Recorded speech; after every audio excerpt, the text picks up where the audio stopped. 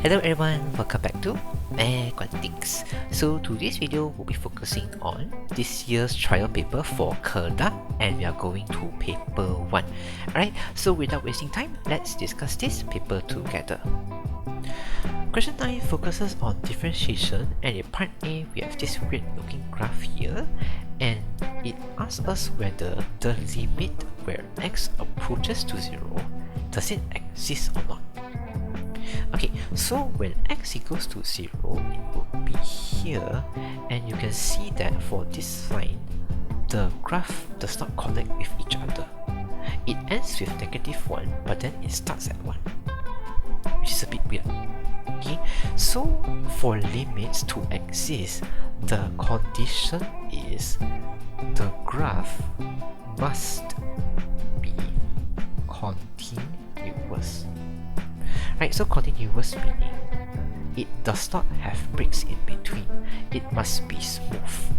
So in this diagram, this is example of break. So this is very obvious that the limit does not exist.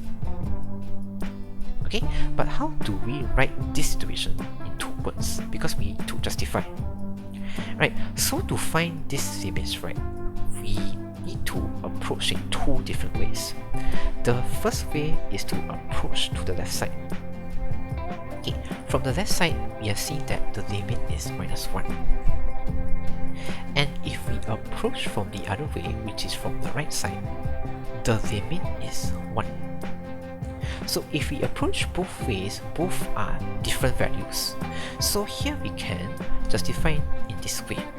Limit from the left, which is -1, is different from the limit from the right side, which is 1. Okay, so this proves that the limit does not exist. Alright, and for part B, we need to find the first derivative of this function. Okay, so first derivative means that what is the result if I differentiate this the first time. Okay, so it's dy over dx lah, basically. And if we use f of x terms, dy over dx is also known as f prime x. Okay, so these 2 things are the same, it's just that they have different expressions. Okay, and we need to find the dy over dx using the first principal method, which is the delta y and the delta x method. So I know a lot of students will feel that first principal method is very hard, so now I try my best to help you understand how do we use the first principal method and what is the goal when we are using the first principal method. Okay, so the goal when we are using first principal method, we need to achieve the thing on the left. Okay, so limit where delta x approach to 0, delta y over delta x. So we need to achieve this thing. Why we need to achieve this thing is this is actually dy over dx, which is the thing that we are trying to find. Alright, so now let me explain the steps for first principal method. Okay, so there are 4 main steps. Alright, so the first step is for every y, we are going to add delta y, and for every x, we are going to add delta x. So for example here, for the y, I will add delta y. For the x, I will add delta x. Okay, this is the first step. Second step is to sub the original equation into y. Okay, so y just now was this thing, 2 over x plus 4. So now I'm going to substitute back here. Okay, this y, and I'm going to move this y to the other side. Okay, so it will appear here. So I want to remain delta y on the left because I want to achieve this thing. Okay, as you can see on the left, there is this delta y here. So now for this part is just simplification. So what I want to do is for the 2 fractions here, I want to make it into 1 fraction. Okay, so I need to cross multiply their denominators. Okay, so when I cross multiply, then I will get something like this, and if I simplify further, then I will get something like this. Okay, so now going to the third step, which is to divide delta x for the whole equation. Okay, so it will be something like this. So here for the delta x, I can cross off with the delta x here. Right? And for the last step, which is the only thing which we are missing, which is this limit. Okay, so for the limit, we need to add both sides. Right? So now you can see that this thing is exactly the same as the goal.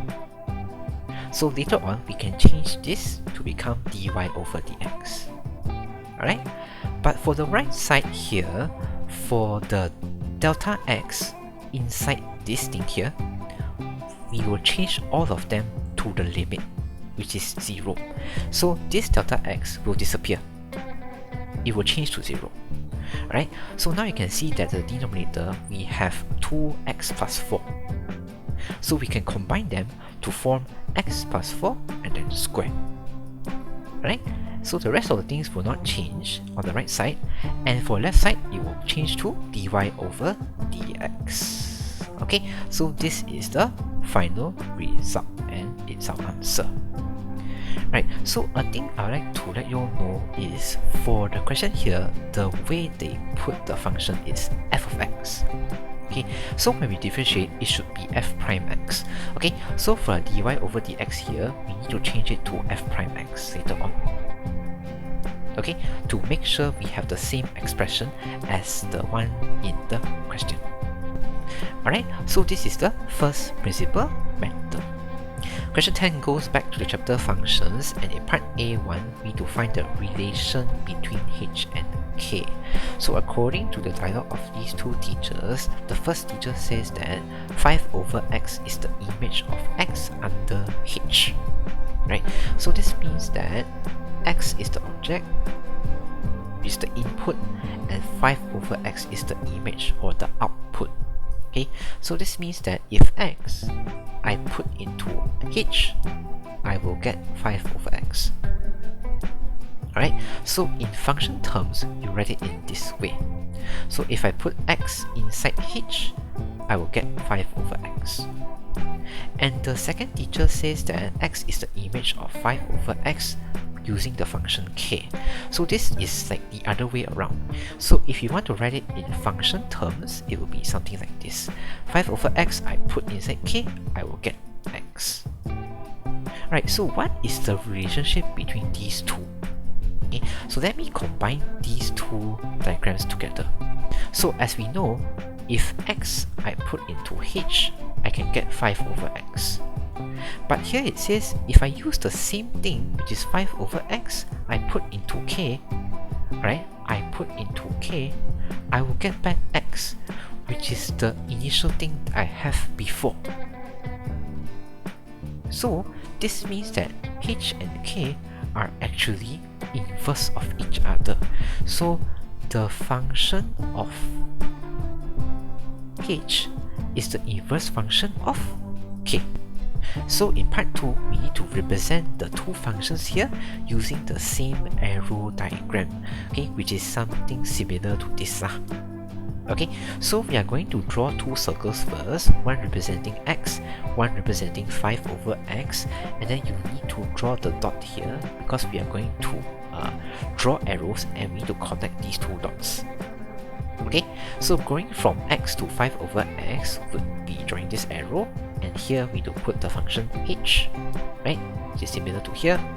And going from 5 over x to x, we need to connect the dots again, but going to the right side, and the function we need to put k, similar to here. Right, so this is the arrow diagram. And for question B, we have these two functions and we need to find the domain of f of x. So this means we need to find the range of values of x if g f x is defined. So defined means that once we substitute any value inside this function, it will give us an answer. So we need to find the range of values of x, which makes sure that once I substitute here, there will be no errors and we can find an answer. So let's see what is g of x first. Alright, so let me substitute the f of x inside this function. So here will be 2x minus 1, and this will be my new x value. So I'm going to change all the x here to be 2x minus 1. So the result will be square root 2x minus 1.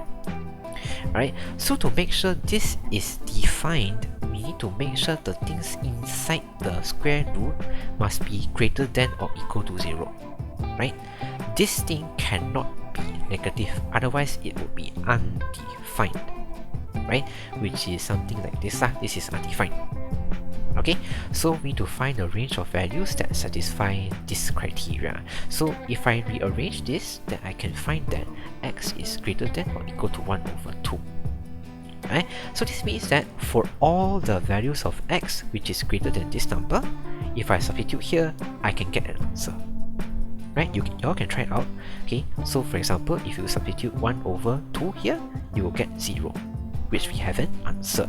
But if you substitute values which is like 1 over 4, which is smaller than this number, if you substitute here, you will get a negative number.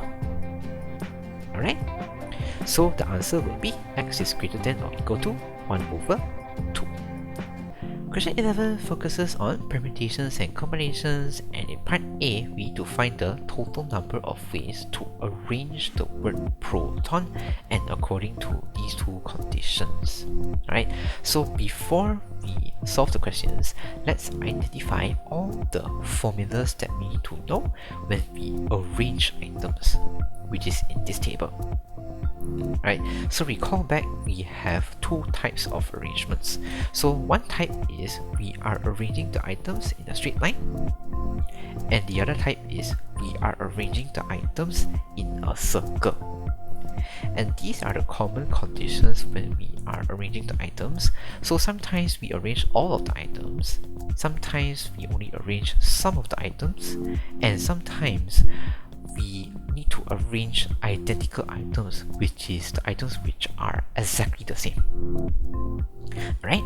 So for part 1, it says no conditions, so we are going to arrange the 6 letters as usual. But as you can see, we have the same letters here, similar letters. So this is a case of identicals, and we need to use this formula to help us. Alright, so for the numerator, it says total ways. So let's assuming all of the letters are different. So we are going to find the total number of ways from the 6 letters here, which is 6 factorial lah. Right? And the denominator here actually depends on the number of types of items that has identicals. So for our case, we have one type of letter that has identical, which is O. So here we only need to divide 1 factorial, and the number of that factorial would be the number of O's that we have, which is 2. So here we are going to divide 2 factorial, and this will be our answer. And for part 2, it says that both letters of O must be together, which means they need to be arranged side by side. Alright, and this case is still under identicals because we still have similar letters here, so we are going to use this formula again. Right, but for the total ways part would be different from part 1. Okay. Reason is because the items or letters which are together, we need to group them.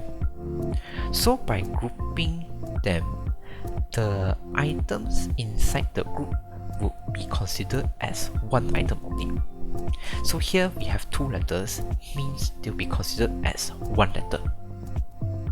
So here, instead of 6, we are going to put 1, 2, 3.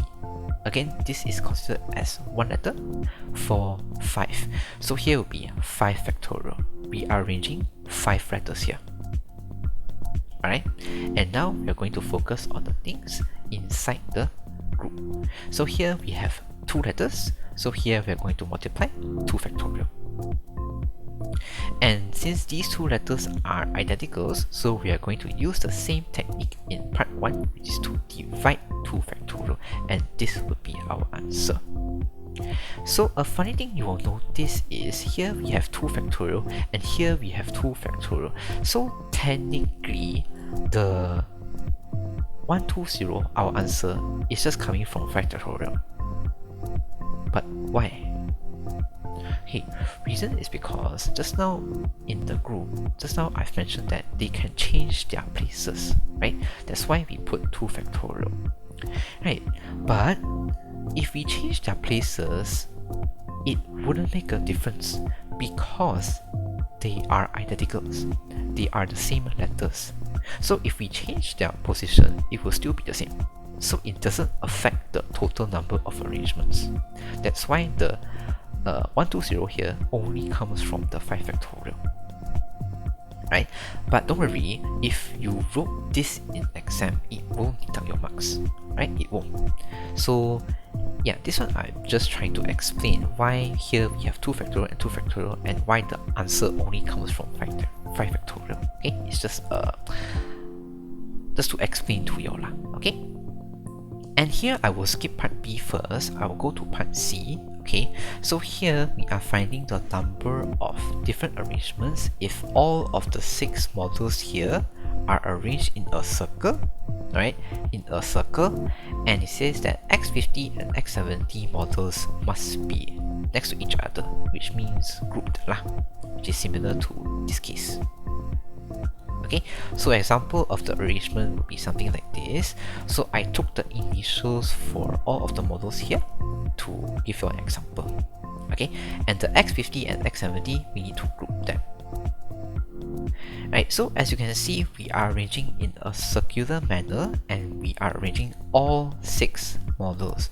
So from the table here, we need to use this formula, n factorial divide by n, or in textbook, they also give us this n minus 1 factorial. Actually, these two are the same lah. Okay, and in exam, you all can use either one of the formulas here. Alright, so going back here, we need to arrange 1, 2, 3. Okay, these two are in a group, so we need to assume them they are one object or one car. Alright, so here will be 3, then 4, 5. So here will be 5 minus 1 factorial. Right, and now focusing on the things inside the group, so we can interchange their positions. Right, so here will be 2 factorial, and your answer will be 48. Part B, I would say this question is very confusing, so I have prepared this animation to help you understand this question, right? So for this situation, we have 8 customers and 2 of them have a driver's license. Okay, so these are the 8 customers, and those which have driver's license, I'll put them in blue. Okay, and here what they're trying to do is, for the customers, they just want to test out the 6 car models here, right? But they have their own condition. So for example, the first one is customers without a license, they can only ride the model 1 time, right? So for each person can test the car 1 time. Alright, the second condition is each car can fill in 4 people. And the third condition is only 2 models of the car here can be driven out for each round, which makes sense because each car can only fill in 4 people and we have 8 people here, so 8 divided by 4, 2. Right? So for each round, they can only choose 2 models. Right, so let's imagine the first round first. So to find the number of ways, we have 3 parts. The first part comes from the cars, second part comes from the drivers, third part comes from the remaining customers. Right? So for the cars part, from 6 models, we need to choose 2 to drive out. Right? So here will be 6C2. From 6 cars, I choose 2 to drive out. Okay, now going to the driver's portion, from 2 drivers here, I'm going to choose one of them and put inside the first car. So this would be 2 C1. Okay, and the remaining driver here, I'm just going to put into the second car. So this is just 1C1. Alright? And now for each of the car, there will be 3 spaces left. So from the remaining customers here, 6 of them, I'm going to choose 3 of them to put inside the first car. So this is 6C3. And for the remaining customers here, I'm just going to put into the second car. So this is 3C3. I choose all of them, the 3 customers, and put inside the 3 spaces. So it's 3C3. And then they drive out. Okay. So once they come back, we have a condition here. So it says that before the two new models are tested, the driver and the passenger will exchange their places. So meaning, before they test out the other 4 cars here, they need to exchange their places. So meaning, people in the first car will go to the second car, people in the second car go to the first car, which is something like this. And then they drive out. But this doesn't affect the overall calculation, because as you can see, the things that change is not the people within the group, is the cars.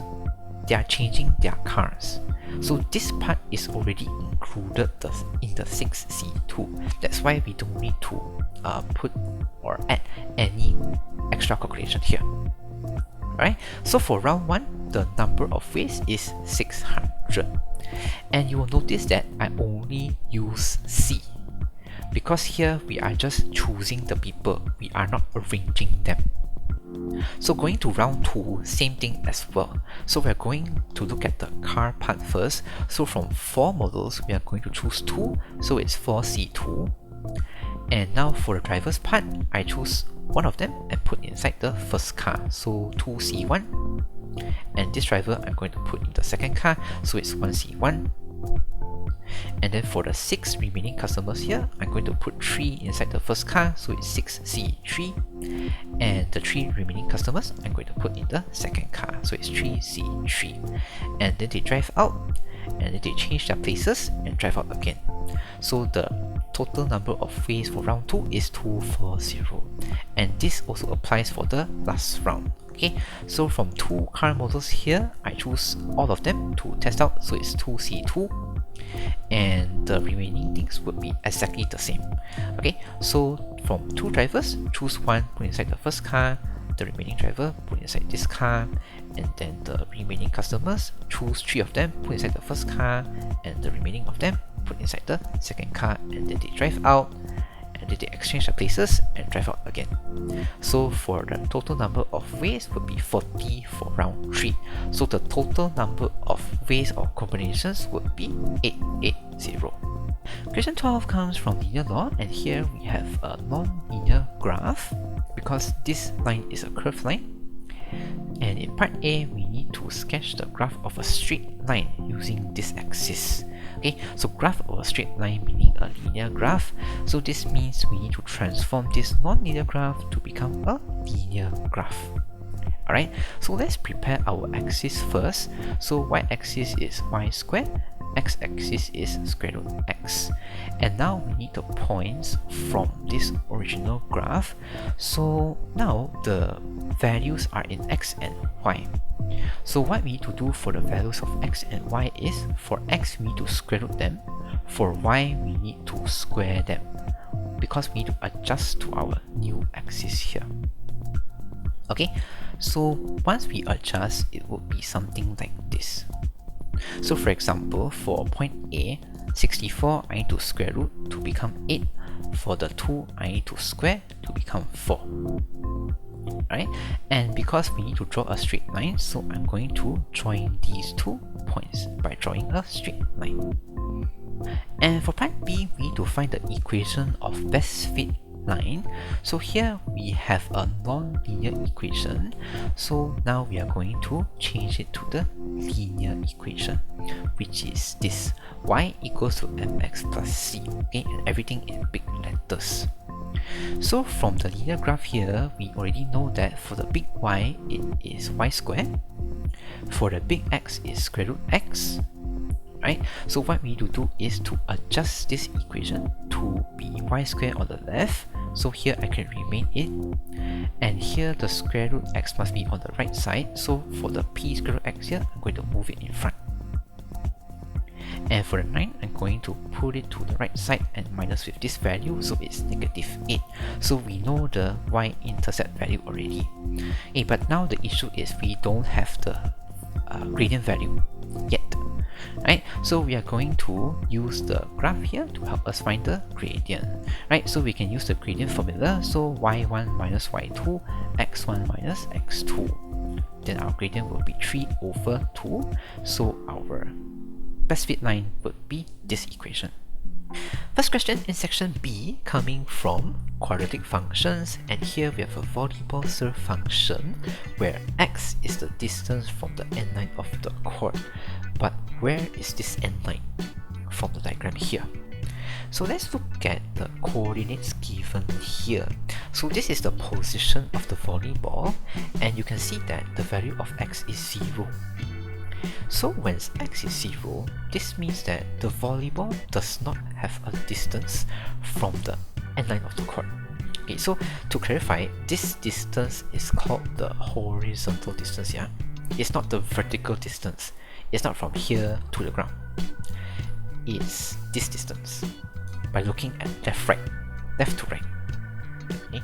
So since there is no horizontal distance between these two, which means that these two things are on the same line, which means the end line is here. Okay? So in part A, we need to express the function in vertex form, which means we need to use the completing the square, and later on we need to find the maximum height of the ball. Alright, so to use the completing the square, we need to know these 3 main steps. So the first step is to factorize, so meaning use the value of x squared, which is negative 3 over 100, and we need to factorize from the values that has x, which is these two. Alright, so meaning these two values we are going to divide with negative 3 over 100, and this will be the result. And the value at the back we can just remake. Second step is to divide and square, so means using the value of x, which is negative 20 over 3, we are going to divide with 2 and then square it. So once we add something, we need to minus something to balance the equation. So here I'm going to add the similar number, it's just that here I change it to negative. Alright? Then for the third step, which is to combine. So we are going to combine the first 3 values here that has square, which is x, and this simplified value, which is negative 10 over 3. And the things at the back is just simplifying. Alright, so now we are going to multiply this value back into the equation here, and we simplify, and this would be the vertex form of the function. So now to find the maximum height, which value should I take? Okay, so let's transform this diagram into the x and y axis graph. So what I will do is I will use the ground as the x-axis, the end line here as the y-axis. So now you can clearly see that x would be the distance from the end line of the court, and for y, if you look at the coordinate here, 3.25, it actually determines the height of the volleyball. So to find the maximum height, we need to have the maximum point first, and we are going to take the y coordinate. Right? So here the vertex form helps us to find the maximum point, which is the values of h and k. So that would be 10 over 3 and 43 over 12. Right? Again, to take the x coordinate, we need to change the sign, so from negative to positive. Right? So now we take the y coordinate, so 43 over 12 would be our maximum height. And how do we prove that this provides the maximum height? The value of a here is negative. Okay, negative a is a set face, and set face we have the maximum point. For part B, we need to find the height of the ball above the net when the ball passes over the net.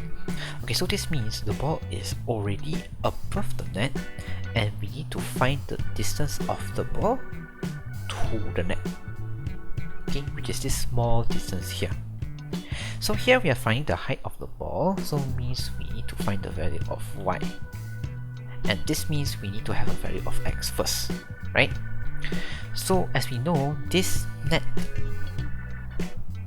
has a distance from the end of the court by 9 meters, right? So here our x value is 9. So what we are going to do is we substitute x equals to 9 inside this equation, find the value of y, or the f of x value. Okay, so y and f of x is the same. So here the height is 2.62, slightly above the net. So to find this small distance, we just find the differences between these two numbers. Alright, so here it will be 0.19 meters. For part C, it says that thus Adam is expected to score for his team, and we need to have some support from our calculations. Right, so if Adam scores, this means that the ball lands the opposite side, and this opposite side, it has a length of 9 meters also. So if it lands here, means it scores. Okay, this also means that if our x value is not exceeding the total length of the court, which is 18 meters, that means Adam has scored. If the x value is greater than 18, means it is out of court, which means doesn't score, right? So we are going to see whether the x value is lesser than 18 or not, and we need to find the value of x first. So with this, to find the value of x, we need to find the value of y first, right? So when the ball lands on the ground, which is, for example, here, the y value is 0, right? So we are going to use back the same equation. We sub y equals to 0, which means on the left side it's 0, and we just need to find the value of x by just changing the equation here and there. So the value of x is 14.262, which means it is lesser than 18, which means lands on the opposite side, which means Adam has scored for his team. Okay, so here we can say that yes, the ball hits within the length of the court. You can bracket 18 meters. Right, and the last question here, it says that sketch the graph of the locus of the moving ball. Right, so we're going to monitor the movement of the ball. So the starting point would be here. The y-intercept is 3.25, and the ball just landed at 14.262, which is here, which is the answer from part C. And it reaches a maximum point, right? So we need to take the maximum point from this equation and we're going to plot it here, right? And please put the coordinates of the maximum point, right? And with these 3 points, we just join them to draw the graph. Question 14 focuses on progressions, and here I would say the important part would be the paragraph here, right? So it says Anib's skipping rope is divided by 9 parts, and Azim's skipping rope divided by 16 parts. And it says that the longest part of the rope is kcm for both teenagers, and each part is reduced by hcm. Okay, which means if I want to find the length of the next rope, I need to minus h. This is actually an example of an arithmetic progression, because if you want to find the next number, we need to minus. Alright, so in part A, we need to find the value of k and h, and we need to convert it into 2 decimal places. Alright, so the issue is we already know how many parts the skipping rope will be divided, but we don't know the length of the rope that they are using. Okay, so in the diagrams here, they gave us the height of the teenagers already. So now what we need to do is just match with the table here and to find the length of the rope, of the total length of the rope they are using. Okay, so for example, Adib is 136, so the length of the rope will be this value, and Azim's height is 191, so it would be this value. Okay, so this is the total length of their ropes.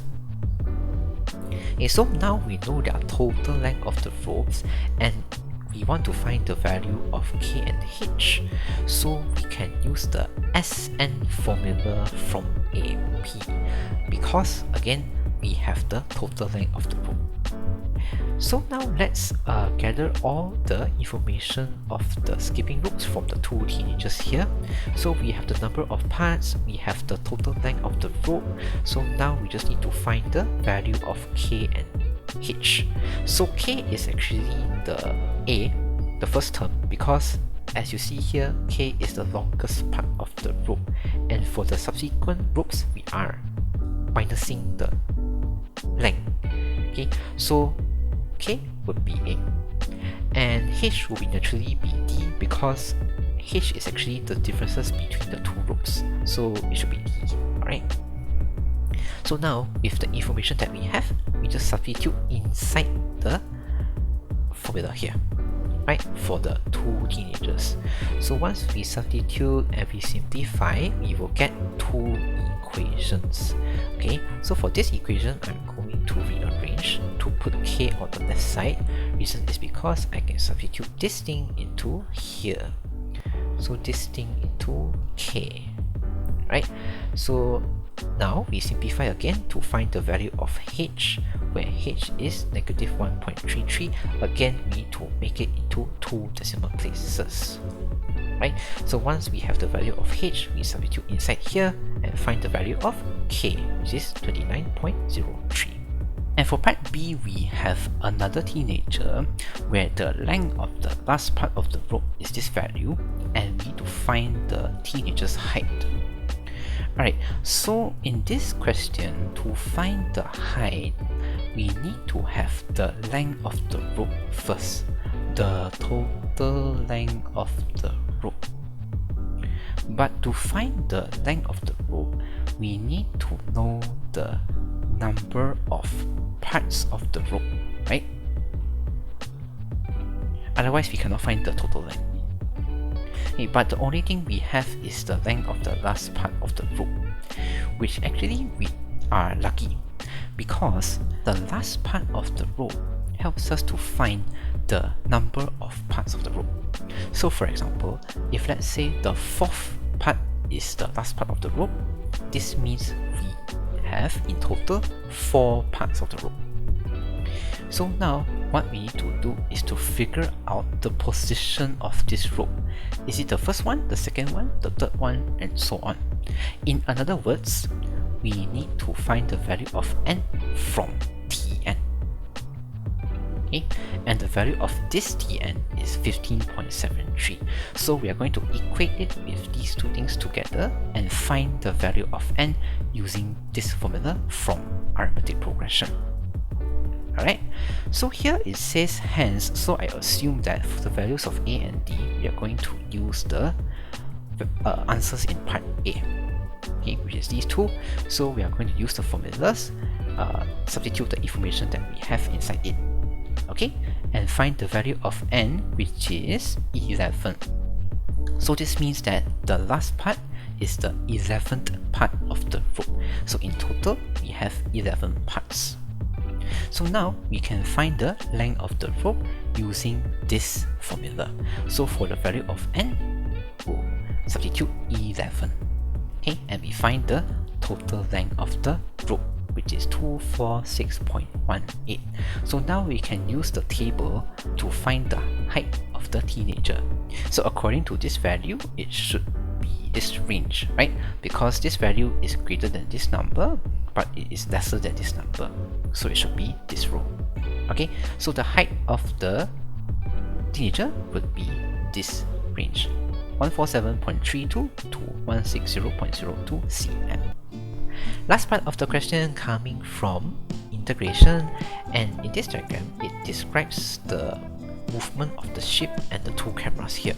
So the ship will be this curve, and the two cameras here will be moving along the straight lines, right, according to their respective straight lines. So here it says that the gradient function of the curve or the route is 6 plus 2x. So we know that in differentiation, the gradient or the m is actually equals to dy over dx. So this means dy over dx is equal to this value. And it also says that the equation of tangent for camera 1 and 2 will be these two equations. So essentially it's saying that the equation of these two lines is these two. Okay? And why is it tangent? Is because it is the tangent of the curve here, the ship's route. Right? So in part A, we need to find the coordinate of the point where the two cameras have the same distance from the ship. Okay, so the easiest way to find that point is to find the intersection of these two straight lines, which is here. Because if these two cameras are at the same point, then means they have the same distance to the ship, right? So here we just need to find the intersection point of these two lines by equating these two equations together, right? So we are going to find the x coordinate first, and then we are going to substitute in one of the equations. Let's say it's this one, and we find the y coordinate. So the point will be 1, 6. And for part B, we need to find the area of the film crew, which from this sentence it is the shaded area. Okay, so we need to find the area of these two parts. Okay, so if we focus on area A, as you can see, this area is bounded by the curve. Okay, so if it's bounded by the curve, and if we want to find the area, we need to use integration. Integrate the original equation of the curve and to find out the area. But the issue is we don't have the curve equation yet. We only have the dy dx version of the curve, which is 6 plus 2x. So what we need to do now is to integrate this equation to find the original one. Right? So the 6 here, if we integrate, we'll be adding an x, and this value would be adding 1 to the power and divide with the new power, which is 2. Right? And it would be something like this. So why we add c is because there is no range here. Right? So what we need to do now is to find a point from this curve, let's say 0, 0, substitute here to find the value of c. Okay, so if we substitute 0, 0, you will notice that c is 0, so the original equation of the curve would be this. Okay, so now we can use this equation to integrate to find the area. Alright, so now, as you can see, this area is also bounded by the x-axis here. So when we integrate, we need to put x on the outside, y on the inside, where y is the original equation of the curve. Okay, and since we are looking at x values, so the starting point of the x value is -6, the ending point is 0. Okay, so we are going to put the to range here. And another important thing to note here is that, as you can see, this area is under x-axis, is below x-axis.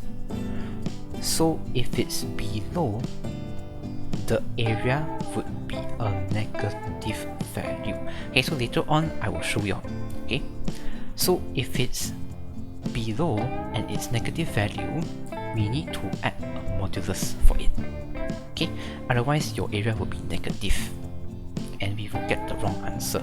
Okay, so we prevent that by putting the modulus. Okay, so this is for area A, and for area B, as you can see, this area is bounded by these two lines, and we don't have a straightforward way to calculate this area. So what we can do is use the big shape minus small shape way. So the big shape would be the recognizable shape that includes the shaded region. So for example, this triangle. As you can see, it includes the shaded region that we want. So since we accidentally included the areas that we don't want, so this would be the small shapes. We need to remove those shapes that we don't want in our big shape, which is here, right? So to find area B, we are going to find the area of these two triangles and minus them together. Okay, so here we can use the 1/2 times base times height formula for both triangles. So the base here for the blue triangle is 1 minus 0, and the height of the blue triangle is 6 minus 0. And for the small triangle here, we also can use the same formula, so 1/2 multiply with the base. Okay, so here we need to find the value. So this is the x-intercept of this line, so means y we do sub with 0, and we can get the x value is 2/5. Right? So the base would be 1 minus 2/5, and the height would be the same, which is 6. Alright? So now it's just calculation, right? So this one we integrate, so we're going to add 1 to the power and divide with the new power, which is 3. Here same thing as well, so 1 plus 1 will be 2, and we divide with 2. Okay, and then I put the range at the end, and here we will need to simplify it, so it will be this result. So for this one, we just substitute 0 and -6 inside the bracket here, and we find the differences between these two values. Okay, so 0 when we substitute inside, everything becomes 0, so I'll just put 0 here. Alright, then you will see that in the modulus, it's a negative value. Okay, so again, for areas which is below the x-axis would be negative. That's why we need to add a modulus.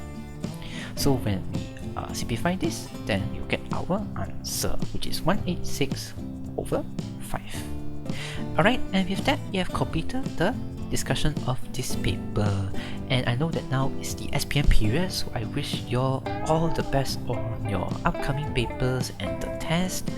But I want to emphasize that please to take care of your health, especially during this time, because I know that now is the most pressured time, and I hope if you really need the rest, please allow yourself to rest so y'all can recover and perform better in the future. Alright, so if you have any questions regarding this paper, feel free to put your questions in the comment section below, and I will reply as soon as I can. And for the next paper, I'm going to do Kedah paper 2. Right, so thank you so much for watching this video. Take care, and I'll see y'all in the next video. Bye bye.